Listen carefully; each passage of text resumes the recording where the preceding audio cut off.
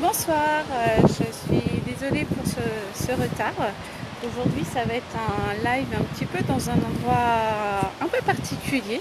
Je vais pouvoir vous en faire profiter puisque je suis sur les sables. Il y avait toute une animation sur le village polynésien qui était plutôt quelque chose de très sympa à vivre, à découvrir. On y a été en famille et c'est pour ça que nous ne sommes pas rentrés. Donc j'ai décidé que j'allais faire ce live complètement en direct dehors.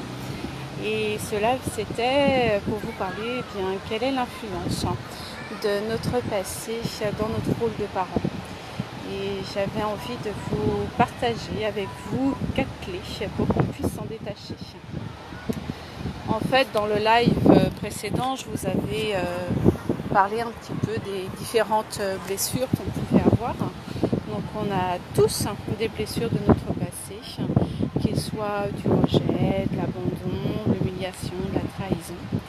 Et ces blessures jouent un rôle dans notre vie, et notamment dans celle d'être parent. Donc moi j'ai pu m'en rendre compte au fil de mes expériences de vie que je pouvais avoir du pouvoir sur ma vie, qu'il soit positif, mais qu'il soit également négatif. Donc je me suis inspirée de différentes lectures, j'ai fait aussi du développement personnel, j'ai fait ma formation d'hypnose et j'ai pu cibler mes blessures du passé.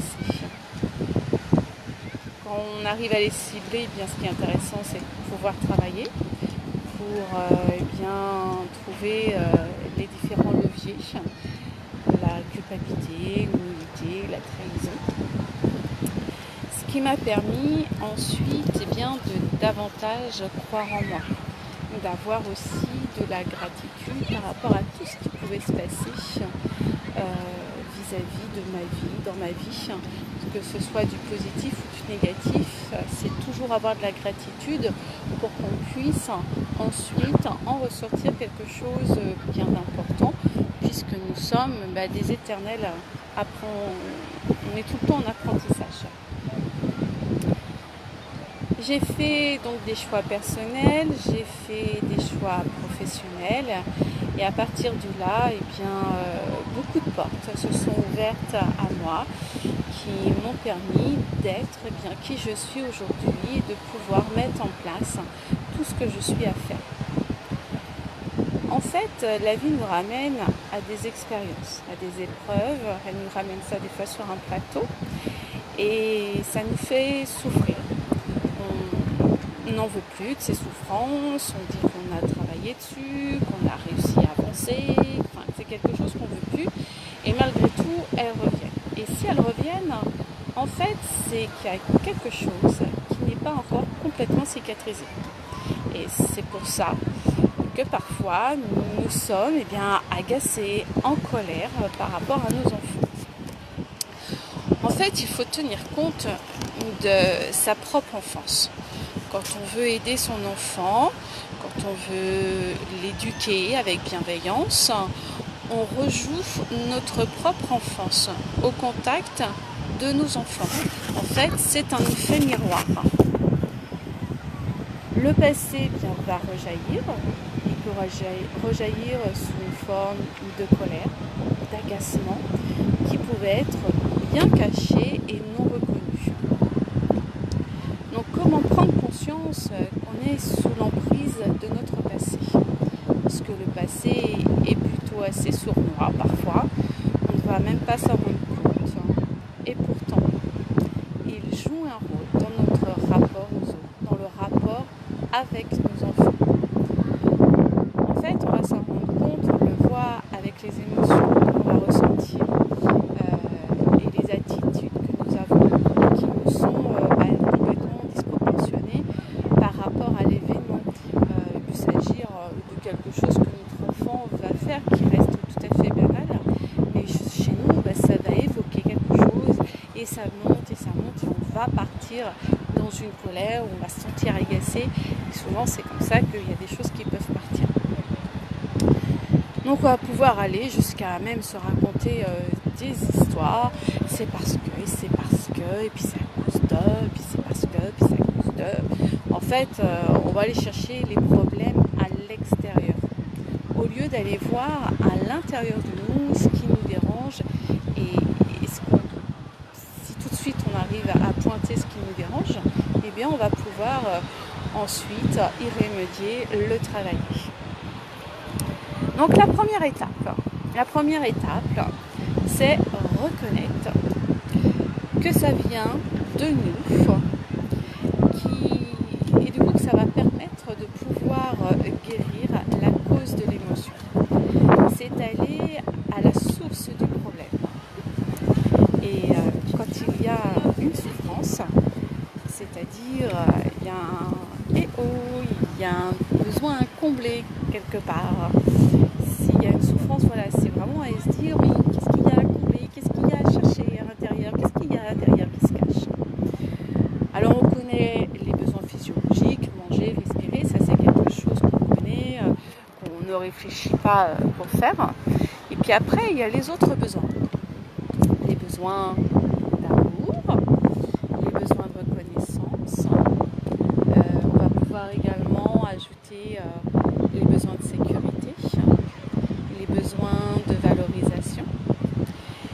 Et tout ça, c'est comblé par nos parents, par les éducateurs qu'on va avoir, les profs, les maîtresses, au niveau des écoles, des collèges et des lycées.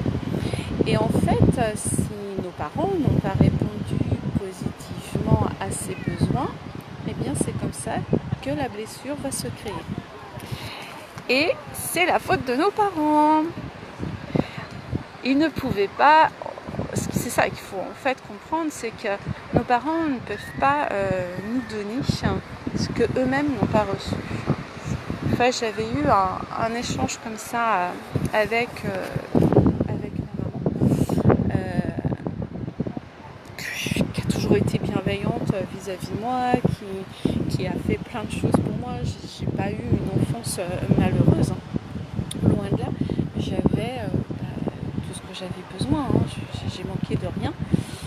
Et lors d'une discussion où elle m'a parlé de elle, son enfance, comment elle l'a vécu, à un moment, j'ai dit mais c'est vrai, comment on peut donner de l'amour quand soi-même elle n'en a pas eu.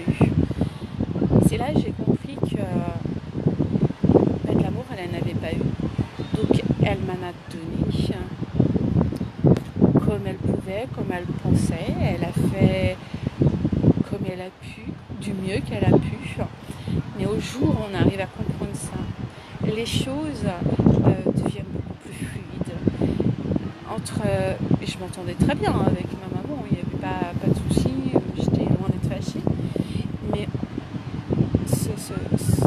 cette discussion que j'ai pu avoir avec elle a ouvert encore d'autres portes, où on s'est encore plus rapprochés.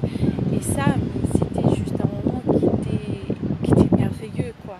Donc voilà, prenez le temps en même temps de faire connaissance avec vos parents et leur enfance. Ça peut aussi vous aider dans vos blessures, parce que vous allez vous rendre compte que eux ils vous ont donné simplement ce qu'ils ont pu. Alors ce qui est important, c'est cette prise de conscience sur notre enfance, pour que on ne reproche rien. C'est sortir du déni, c'est se reconnecter à ses propres émotions. Alors la deuxième étape va être accueillir ce qui se passe et ne pas être dans le rejet. Pourquoi il n'arrive que ceci? Pourquoi c'est comme ça? C'est sortir de cet état de victime impuissant. C'est foutu, je suis une mauvaise mère, je n'y arriverai jamais. Non, on est venu sur cette terre pour guérir nos blessures. Et on est les meilleurs parents pour nos enfants, puisque c'est eux qui nous ont choisis. C'est parce qu'on ne sait pas accueillir nos émotions, qu'on ne sait pas faire face à notre colère, tristesse ou agacement. Accueillir une émotion, c'est s'isoler pour se reconnecter avec bienveillance. Donc pour s'isoler, vous pouvez vous isoler, soit dans votre chambre. Certaines personnes vont vous dire c'est cool, on peut s'isoler au niveau des toilettes parce que là, on n'a pas forcément à se justifier d'aller aux toilettes. Mais c'est pouvoir s'isoler pour faire redescendre la colère. Il y a de la frustration, il y a de la colère en moi, je l'accepte. Et c'est vraiment prendre le temps de se répéter cette phrase jusqu'à temps que ça parte. Voilà, là je m'isole, je prends des grandes inspirations, je prends le temps de bien respirer. Ok, je suis en colère, ok, j'ai de la frustration, je l'accepte. Et de répéter ça jusqu'à temps que ça parte. Et vous allez voir, le fait de vous poser et de pouvoir vraiment prendre le temps de vous dire ça, la colère va descendre. Maintenant, je vous invite à expérimenter, car vous n'êtes pas blessé dans votre tête. Ce n'est pas par la compréhension que les choses changeront, mais c'est par l'expérimentation. En fait, c'est votre cœur qui a été blessé, c'est votre corps qui a été touché. C'est pour ça que tous les conseils que vous pouvez entendre, que je peux vous donner là au niveau de live ou quand vous regardez d'autres vidéos, que vous lisez des livres, la seule chose qui va vous permettre vraiment de voir que ça fonctionne, c'est d'expérimenter. Expérimenter vraiment plein de petites choses. C'est comme ça que j'ai démarré. C'est comme ça que j'ai vu qu'il y a plein de choses qui ont pu changer pour moi. Donc si ça a changé pour moi, ça changera forcément pour vous également. Alors, il y a aussi, des fois, on est vraiment en colère, il y a un mot qui peut partir, ou il y a un geste qui peut partir. Donc, c'est commencer par pardonnez-vous. Puisque de toute façon, vous ne pourrez pas changer le passé, ça a été dit, ça a été fait. Isolez-vous. Il y a de la colère, il y a de la frustration en moi, je l'accepte. Et ensuite, allez voir votre enfant. Et dites-lui, je te demande pardon. J'étais submergée par la colère et j'ai oublié à quel point je t'aime. Jamais je n'aurais pu te dire ça ou si je n'avais pas été sous l'emprise de la colère. Je te promets de mieux faire. Plus attention, j'y travaille. C'est important de pouvoir exprimer tout ça avec vos enfants. Moi, c'est quelque chose aussi que j'ai pu expérimenter avec ma fille. Elle a 14 ans. Sur un sujet, on n'était pas forcément d'accord. Elle est montée en puissance. Elle n'a pas géré ses émotions en colère. Ça a été réveillé chez moi aussi quelque chose. Donc la colère est montée également. Et en fait, j'ai laissé passer. Et après, je lui ai dit, mais écoute, voilà, je suis une maman. Je ne suis pas une maman parfaite. Il n'y a pas de manuel pour apprendre à être parent, pour apprendre à être maman. C'est toi mon professeur pour que tu puisses m'apprendre à être maman. Mais effectivement, je vais faire des erreurs. Mais c'est de ces erreurs-là que je vais pouvoir ajuster mon comportement, ma façon d'être vis-à-vis de toi. Et en fait, le fait de dire ça, j'étais au clair avec ce que je disais, bien entendu, je le pensais vraiment, c'est quelque chose qui sortait du fond du cœur, mais ça a pu aplanir les choses. On a pu reprendre une discussion, on a pu trouver du coup des solutions sur la chose qui nous avait mise en colère aussi bien l'une que l'autre. Donc c'est vraiment important de prendre le temps de faire ces choses-là. Et voilà, le tout, c'est encore expérimenter. Il faut sortir de l'auto-jugement, de l'autodénigrement, de l'autocritique. On est trop fort pour ça. Soyez bienveillants envers vous. Ça, c'est quelque chose d'important. La troisième étape, c'est la compassion envers soi-même. Sortir de cette culpabilité, être un bon compagnon envers soi-même. On ne peut pas tout contrôler. On est des mamans, on est des femmes, on voudrait contrôler l'éducation de nos enfants, la maison, notre travail. Non, stop, on ne peut pas tout contrôler. On ne peut pas contrôler toutes les choses. On veut la perfection, Et c'est pas possible. On va dans l'épuisement dans ces cas-là. Donc il faut apprendre à lâcher prise. Bien sûr, il va y avoir des hauts, il y aura des bas. Si on est perfectionniste, on sera déçu quand on sera dans des moments de bas. Il faut porter notre attention sur ce qu'on fait bien. Et jour qu'on est dans sur ce qu'on fait bien, on porte notre attention sur ce qu'on fait bien, et bien tout de suite, on est dans du positif, on est dans la création. Donc arrêtez de voir ce qui ne va pas. Alors moi, ce que j'aime beaucoup faire, que j'ai déjà parlé dans d'autres lives, c'est je note. J'ai un petit carnet sur mon chevet et je note 3 choses positives qui se sont passées dans la journée. Alors je trouve toujours quelque chose pour me remercier d'avoir fait quelque chose, d'avoir écouté quelqu'un. Voilà, je me remercie. Je remercie une personne et je remercie la vie. Alors après, s'il y a encore plus de choses à noter, je le note aussi. Mais le fait de noter ça, juste avant de vous endormir, vous vous couchez sur quelque chose de positif. Vous n'êtes pas avec vos petites oies là, qui sont là en train de pia, et qu'après on part à gamberger et en fait on dort très très mal. Et ce qu'on a également testé depuis peu en famille, eh bien à table ou au moment de l'apéro, des fois on le fait aussi, eh bien c'est que tout le monde va raconter 3 choses, va avoir 3 gratitudes sur sa journée. Et ce que je trouve génial de faire ça avec aussi les enfants, c'est que ça les apprend, même s'ils ont eu une journée à l'école qui était difficile, qui était inintéressante ou quoi que ce soit, eh bien ça leur permet de quand même pointer 3 choses qui étaient super. Et vous allez voir, on va vraiment sur une autre énergie dans ces cas-là. Les enfants, en fait, ils nous poussent à devenir nous-mêmes. Comme je vous disais tout à l'heure avec ma fille, ce sont nos meilleurs professeurs. Le rôle de parent, il s'apprend au quotidien avec eux. On a peur en fait de ce qu'on ne connaît pas.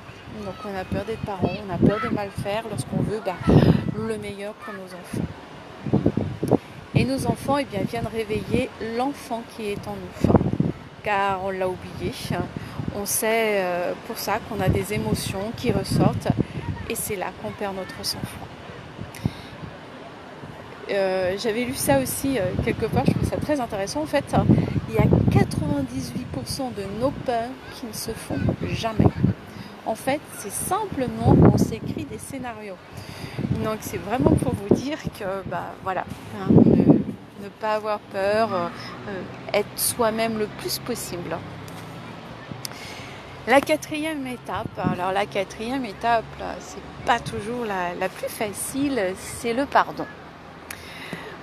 Souvent en fait, on a des rancunes, on a des rancœurs, des ressentiments qu'on traîne, des fois depuis très très longtemps. Et il est très important de pouvoir s'en débarrasser. Parce que ça nous pollue et ça nous tient aux chaînes du passé. Et c'est ça le fruit du non-pardon.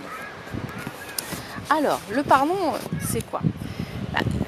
Quand on demande pardon, quand on dit pardon, c'est pas faire un cadeau, c'est pas un honneur, c'est pas se rabaisser, c'est pas une faveur, c'est pas une faiblesse. C'est pas du tout dans ce sens-là. Ce qu'il faut comprendre dans le pardon, c'est un cadeau que vous allez faire, mais à vous-même. Ce n'est pas approuver ce que l'autre a fait. Ce n'est pas se réconcilier avec l'autre. Parce que des fois, l'autre a pu faire quelque chose où, de toute façon, où on va faire un pardon avec une personne qui est décédée. Donc, de toute façon, vous ne pouvez pas vous réconcilier, forcément. Le pardon, on va le faire dans notre cœur. Ce n'est pas approuvé, ce n'est pas justifié. C'est arrêter d'attendre que l'autre change. Le pardon, on le fait pour soi, pour libérer son cœur. Pendant ma formation d'hypnose, j'avais beaucoup aimé cette façon de pardon. C'était reprendre ce que l'autre m'avait volé, reprendre mon intégrité à moi. on attend que l'autre souvent nous répare. Ça va être les enfants, le conjoint, le partenaire. Aime-moi, aime-moi. Et si on a besoin d'amour, c'est que nous-mêmes, on ne se donne pas assez d'amour. Et si on a besoin de respect, c'est parce qu'on ne se respecte pas assez soi-même. Donc la principale chose, c'est de se dire, mais je suis responsable de ce qui m'arrive. Rien n'est de la faute de qui que ce soit. J'ai choisi ma vie. Donc j'en suis à 100% responsable. Lorsqu'on arrive à se dire, effectivement, je suis à 100% responsable de ma vie, il y a plein de choses qu'on arrive à comprendre. Je suis responsable de ce que j'ai fait également dans le passé. Alors, juste pour vous donner un petit résumé, eh bien, quelle est l'influence de notre passé dans notre rôle de parent? C'est reconnaître une blessure, c'est accueillir la blessure, accepter la blessure, être bienveillant avec soi-même, lâcher prise sur le résultat, être là dans l'instant présent. Vous voyez, j'avais programmé de faire ce live. En fait, il a fait bon, on s'est dit ok, on y va. J'ai emmené ce que j'avais, parce que je vous avoue, coucou, j'ai mes petites notes, parce que j'ai pensé, voilà, à cette, je m'étais engagée, je voulais suivre mon engagement, et au contraire, j'ai profité du moment présent, et de le faire dans un contexte comme ça, c'est juste génial. Donc, vraiment, prenez le temps de vivre ce moment présent et le pardon. Voilà, ça va être ça la chose aussi qui est très importante. Donc j'espère avoir pu répondre à certaines de vos interrogations. Je serai ravie de lire vos commentaires. Je prendrai le temps d'y répondre. Et bien n'hésitez pas aussi en message privé de me contacter. Parce que bien voilà, s'il y a des souffrances, des blessures du PSC, lors de séances d'hypnose, on peut aller les cicatriser. Donc si c'est quelque chose bien que vous avez envie de tester, c'est avec plaisir que je pourrai vous expliquer comment ça se passe. Voilà. Eh bien écoutez, moi je vais vous souhaiter une magnifique soirée. Profitez de ce merveilleux week-end, de ce beau temps. Et puis je vais vous faire bénéficier un petit peu de cette vue, de ce beau temps que nous pouvons avoir. Voilà, c'était quand même juste agréable de pouvoir faire ce live avec une vue aussi magnifique après une magnifique journée, d'avoir toutes ces odeurs de mer. Je vous souhaite une agréable soirée, je vous dis à très bientôt, à la semaine prochaine pour le prochain live. Portez-vous bien et surtout soyez bienveillants envers vous-même. Ciao, ciao!